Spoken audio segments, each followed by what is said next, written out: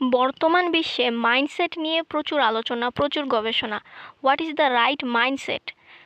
সফল মানুষদের মাইন্ডসেট কেমন, এই নিয়ে অনেক আলোচনা। কিন্তু what is the Muslim mindset? একজন মুসলমানের মাইন্ডসেটটা কেমন, কেমন হওয়া উচিত, এইটা বোঝার জন্য আগে বুঝতে হবে যে মুসলমানের জীবনের উদ্দেশ্য কী। আল্লাহ বলছেন যে জাহান্নাম থেকে বাঁচা এবং জান্নাতে প্রবেশ করা, এবং এই দুনিয়াতে বাঁচতে হবে শুধুমাত্র আল্লাহকে সন্তুষ্ট করার জন্য।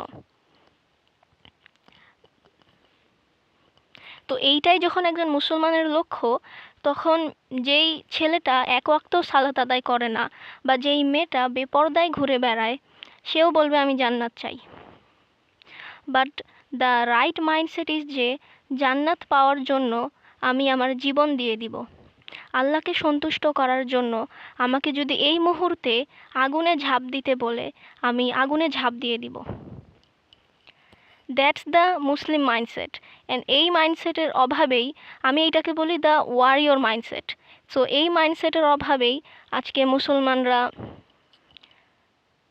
মুসলমানদের অবস্থা খুবই খারাপ গোটা বিশ্বে।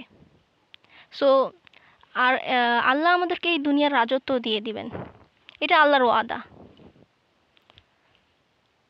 এবং জান্নাতের যে সর্বনিম্ন নিয়ামত, এইটা 10টা দুনিয়ার সমান হবে।